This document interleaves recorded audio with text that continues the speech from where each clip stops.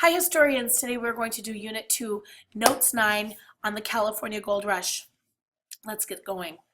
So we had talked about in Notes 7 how the United States and Mexico fought the Mexican-American War. It had started over the dispute about where the border was between the United States and Mexico.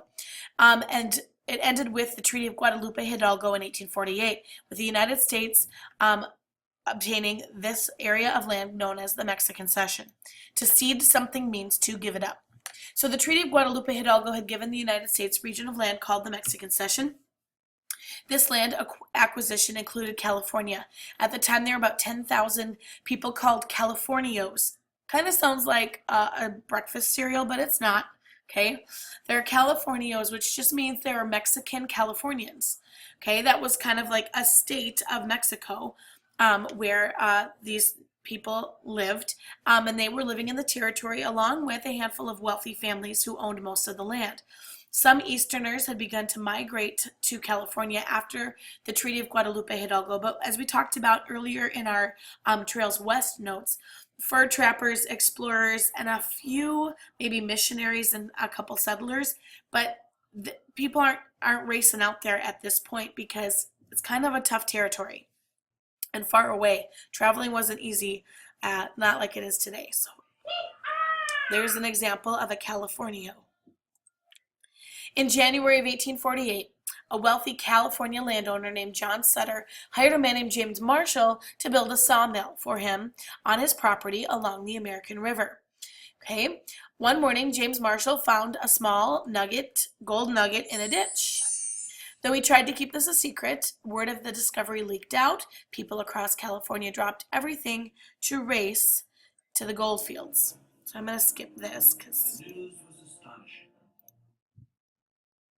Okay, so in our notes, let's define James Marshall. He discovered gold in the American River, building a sawmill for John Sutter.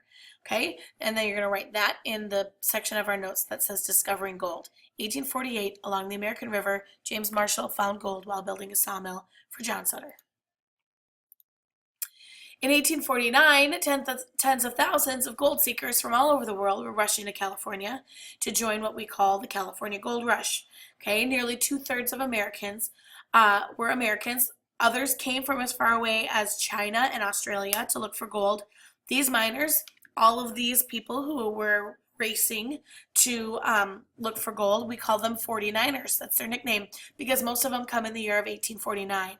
So also this is where we get the NFL team. That's where they get their name, 49ers. But the majority of the 49ers were young men. Not nearly as many women were willing to brave it. Many men who were married left their families behind because it was kind of a risky journey, and so they went alone, hoping to strike it rich and either go back to their spouses or bring their families to them. Okay. Most came to look for gold. However, the really smart men came to start businesses instead. Many came along the California Trail. Okay, so let's write down the definition. 49ers are the people who joined the rush for gold in California in 1849.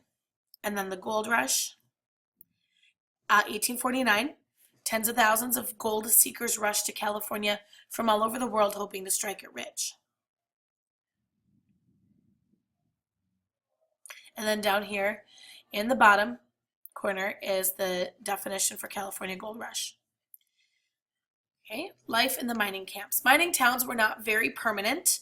As soon as many of them sprang up overnight when someone had found a little bit of gold in a spot, and then as soon as it appeared that all the gold, the surface gold especially, had been found, these little settlements moved on to the next place. These towns had no official police. It wasn't like there was a governor in charge who could appoint people to keep the law. Excuse me. These towns had no police. Men fought over claims of gold. They often took the law into their own hands when they thought someone had wronged them. So this is why they called this the Wild West. Okay, there's nothing to keep it civilized. Okay, digging for gold was hard, tedious work. Miners spent most of their days in muddy creeks, icy rivers. Very few made any money. So let's take a peek. You're going to, in your notes, write down for life in the mining camps. These are rough places to live. It's called the Wild West for a reason. Okay, there are very few women. Few miners struck it rich. Many of them were what we call entrepreneurs. That's a fancy way of saying business owners. These are the people who risked a lot to go out there and start little businesses to try to, businesses like hotel, lodging, saloons, general stores, that kind of thing.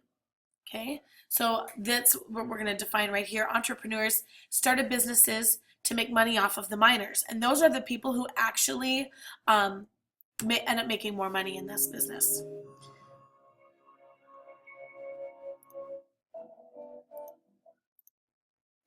So between 1848, when gold was discovered, and 2 years later, 1850, the population of California zoomed from 14,000 people to over 100,000 people. And we remember from 6th grade talking about how a territory becomes a state.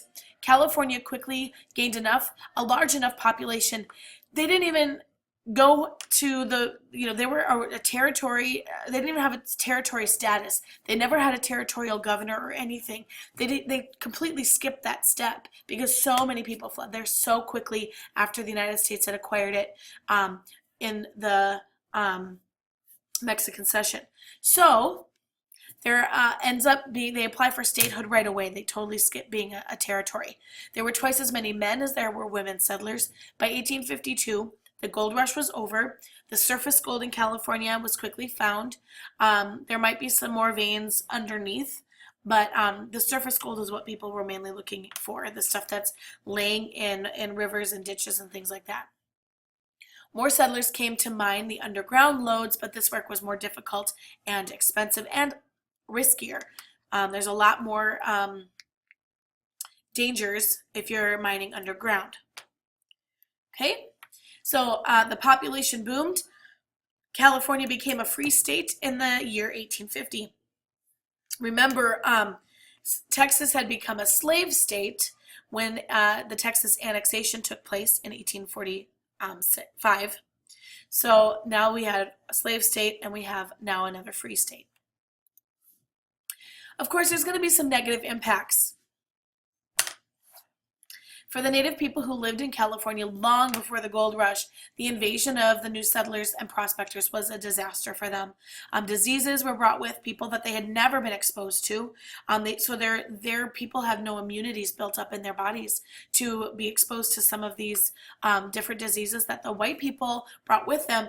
You wouldn't even know that you were carrying a disease because your body had built up immunities. So you could be a carrier, not even realize it, and then be introduced to a group of people who have never had contact with those germs before, and it can be a huge, huge disaster for those people.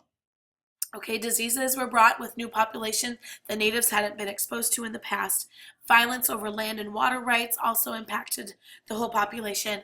Between 1848 and 1870, California's native Indian population dropped from about 150,000 to only about 30,000 people.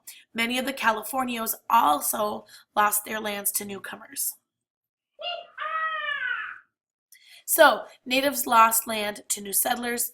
Violence and diseases killed off many native Indians. Those are negative impacts. All right, so your notes should be filled in, looking pretty much like this. And then if you were absent today, you missed a really fun game, Rolling for Riches. So there's a kind of a dice game and see if you could strike it rich. But I'm sorry you missed it. So thanks for paying attention and filling in your notes today. Have a great day.